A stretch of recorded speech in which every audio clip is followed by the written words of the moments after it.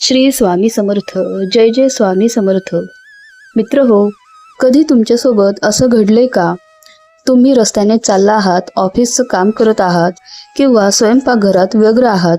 डोक्यात घरच्या किंवा कामांच्या चिंता सुरू आहेत आणि अगदी अचानक तुमच्या मनाच्या कोपऱ्यातून एक आवाज येतो, दिगंबरा दिगंबरा श्रीपाद वल्लभ दिगंबरा, किंवा अशक्य ही शक्य करतील स्वामी. तुम्ही ते गाणं मुद्दाम लावलेलं नसतं, तुम्ही त्याचा विचारही करत नसता, पण अचानक ते गाणं तुमच्या मनात घोळू लागतं, तुमच्या ओठांवर येतं आणि चमत्कार म्हणजे ते गाणं ओठांवर येताच तुमच्या मनातली सगळी चिंता गायब होते. मनाला एक अनामिक शांतता, एक कमालीची पॉझिटिव्हिटी आणि प्रचंड आनंद मिळतो. जर तुमच्यासोबतही असं घडत असेल तर हा व्हिडिओ फक्त आणि फक्त तुमच्यासाठी आहे. कारण आज आपण यामागचं अत्यंत सुंदर आध्यात्मिक आणि शास्त्रीय रहस्य जाणून घेणार आहोत, जे ऐकून तुमचे डोळे अभिमानाने आणि आनंदाने ओले होतील. व्हिडिओ शेवटपर्यंत नक्की पहा. अनेक लोकांना वाटतं की असं फक्त माझ्यासोबतच होत आहे का? माझ्या डोक्यात काही प्रॉब्लेम तर नाही ना? तर स्वामी भक्तांनो, याचं उत्तर आहे नाही. तुम्ही एकटे नाही आहात. जगभरातील हजारो लाखो दत्तभक्तांना आणि स्वामी भक्तांना हा अलौकिक अनुभव येतो. पण हा अनुभव प्रत्येकाला येत नाही. हा अनुभव फक्त त्याच व्यक्तींना येतो ज्यांचे पूर्वपुण्य दांडगे असते, किंवा ज्यांच्यावर स्वामींची आणि दत्त महाराजांची अथांग कृपा असते. जेव्हा आपण कुठेही असताना अचानक देवाचं नाव तोंडात येतं, तेव्हा अध्यात्मात याला अजपा जप किंवा अखंड नामस्मरण म्हणतात. चला तर मग जाणून घेऊया की या सुंदर अनुभवामागे नक्की काय कारणं आहेत. यामागची 4 प्रमुख कारणं आहेत. कारण नंबर 1, अवचेतन मनाची जादू. पहिले कारण आहे मानसशास्त्रीय. आपल्या मेंदूचे 2 भाग असतात, चेतन मन कॉन्शियस माइंड आणि अवचेतन मन सबकॉन्शियस माइंड. जेव्हा आपण जागृत असतो तेव्हा चेतन मन विचार करत असतं, पण जेव्हा तुम्ही कधीतरी स्वामींचे तारक मंत्र ऐकता, दत्तांची भजने ऐकता, तेव्हा ते शब्द तुमच्या अवचेतन मनात जाऊन कायमचे साठवले जातात. जेव्हा तुमचं चेतन मन जगाच्या विचारांनी थकते किंवा थोडे शांत होते, तेव्हा तुमचं अवचेतन मन आत साठवलेला हा दैवी खजिना बाहेर काढतं. म्हणूनच काम करत असताना अचानक ते गाणं तुमच्या ओठावर येतं. कारण नंबर 2, तुमच्या चित्तवृत्तींचा सात्विक कल. दुसरं कारण म्हणजे तुमची स्वतःची सात्विकता.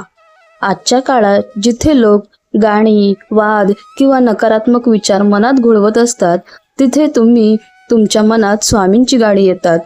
याचा अर्थ असा की तुमचं मन आतून खूप शुद्ध आणि सात्विक आहे. तुमची आध्यात्मिक ओढ जास्त आहे. तुम्ही नकळत का होईना त्या दैवी कंपनांशी म्हणजेच स्पिरिच्युअल व्हायब्रेशनशी जोडले गेले आहात.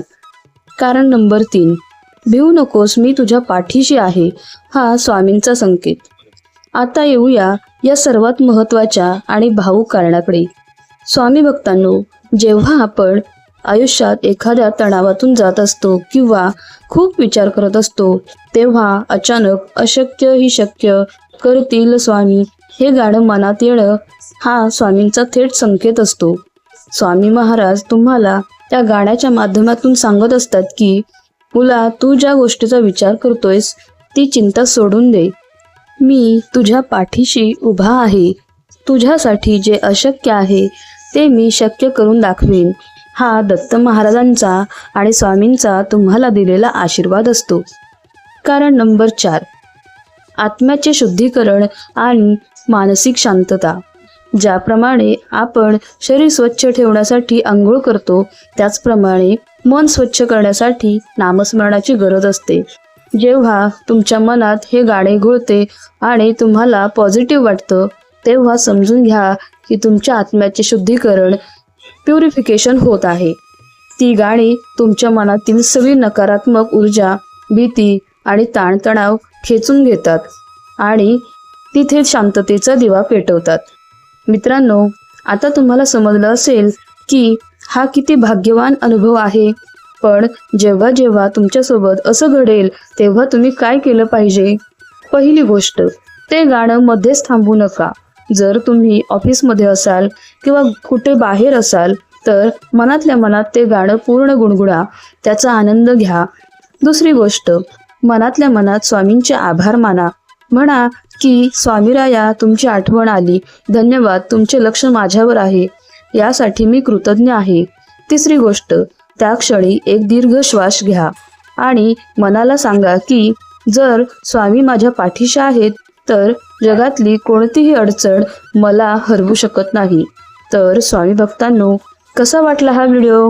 तुमच्या मनात सुद्धा कधी अचानक दिगंबरा दिगंबरा किंवा अशक्य ही शक्य करतील स्वामी या ओळी येतात का? आणि त्या आल्यावर तुम्हाला नक्की कसं वाटतं? तुमचा अनुभव काय आहे हे मला खाली कमेंट बॉक्समध्ये नक्की लिहून सांगा. तुमच्या कमेंट्स वाचायला मला खूप आवडेल. जर हा व्हिडिओ ऐकून तुमच्याही मनात सकारात्मकता आली असेल तर या व्हिडिओला नक्की लाईक करा. तुमच्या मित्रमैत्रिणींसोबत किंवा स्वामी भक्तांसोबत शेअर करा. आणि हो, आपल्या या चॅनेलला सबस्क्राईब करायला विसरू नका, जेणेकरून स्वामींच्या अशाच सुंदर अनुभूती आम्ही तुमच्यापर्यंत पोहोचवत राहू. चला तर मग पुन्हा भेटूया अशाच एका सुंदर आणि माहितीपूर्ण व्हिडिओमध्ये.